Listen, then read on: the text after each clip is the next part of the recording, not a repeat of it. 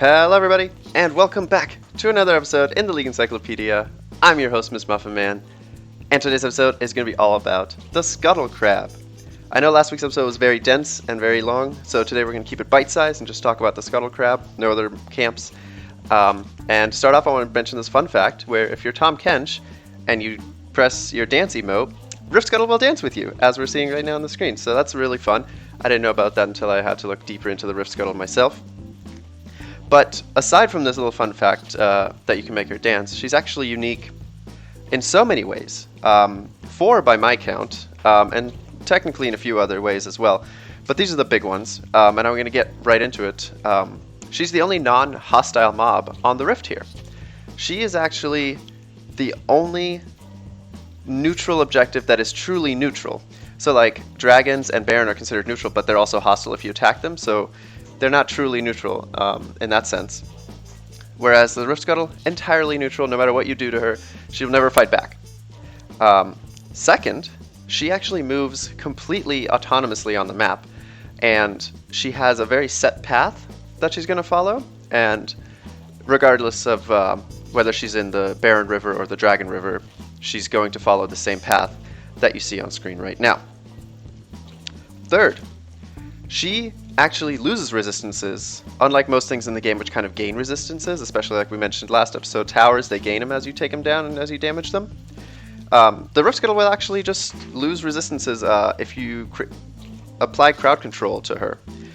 So we can see right now, this doesn't change throughout the game, she's always going to be at 60-60, unless you put some crowd control on her. So we can actually see that if we just zoom out here. Eat her up, that counts as a CC, and now if we click on her, she is down to 10 and 10, right there. And that goes for so many different forms of crowd control. Let's see if we can get her to dance again. Yeah, look at that, she already forgave us. So, she's the only mob in the game that loses resistances upon being crowd controlled. And lastly, the way that she's unique is that she spawns one level below everyone's average. So we can see right now, she's level 2, because when she spawned, I was level 3, and I'm the only player in the game, so the average of the game is entirely me.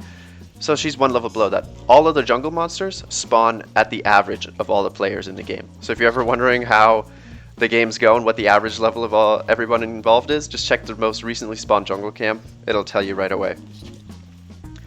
But now, aside from how she's unique, she does have another few behavioral quirks, not counting the dancing.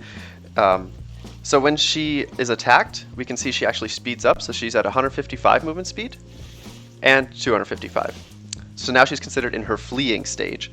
And interestingly, if you were to have a slow that doesn't do damage, so just a pure slow, she won't be affected by it unless she's already in that fleeing stage. And we can see she's already not fleeing anymore because she's back to 155 movement speed. So if I were to slow her right now with a slow that doesn't apply damage, it wouldn't affect her. However, she is in her fleeing stage, it will slow her down. Next, anytime you CC her with like a stun or a silence or a charm or anything of that nature, it'll actually last twice as long. So if you have a 1 second stun that is normally on champions, on Rift Scuttle, it's actually 2 seconds. And then comboing with that, anytime she is under a movement speed lock type of CC, so like a stun or a charm, which does last twice as long, she actually also receives 25% extra damage from all sources, including true damage. This is another like little way she's unique. She's the only thing that can amp up true damage in a way, except it's to herself, so that's a little bad for her. Now, all of this is important, of course, but more importantly is what's the point of taking her down if she's just this neutral little Scuttle Crab walking up and down the river, minding her own business. So there's a lot of value in Rift Scuttles, and you're going to hear this all the time from junglers, you're going to hear it from analysts in the pro scene, just anytime you're going to talk about the jungle camps, Rift Scuttle is always going to come up because she's just so valuable. So her gold value starts at 70, already very high. Consider your average minion is worth about 21 to 14.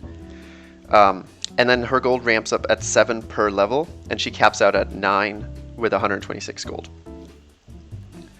Additionally, she's worth experience, of course, just like anything else that you would kill. And it starts at 115, caps at 207. She gains 11.5 per level, again capping at 9, which is a lot of experience. We're going to talk about it more in the grand scheme of experience in the jungle camp episode, but just trust me, it's a lot of experience. Now, additionally, because she's just chock full of things, is this little tiny Scuttle Crab, so much stuff to talk about. When you take her down, you get anywhere between 10 and 40 health based on your own missing health. You also get 50 to 200 mana, depending on your own missing mana. And you spawn a speed shrine. So, if we just take her down real quick.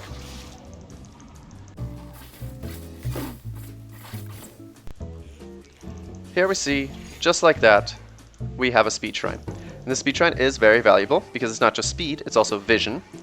Provides vision over the area, and it gives you 30% bonus movement speed for 1 seconds after you exit the speed shrine. So it's percentage-based movement speed, not flat movement speed. So the higher your movement speed is, the higher the movement speed value you're getting out of this is, which is why it seems like champions run around faster throughout it later stages in the game. Now, one more thing I want to talk about, or note real quick, is this is going to last 90 seconds. However, the respawn timer for a Scuttle Crab has already started. And we saw that she spawns initially at minute 3:15, and she has a 2.5 minute respawn timer.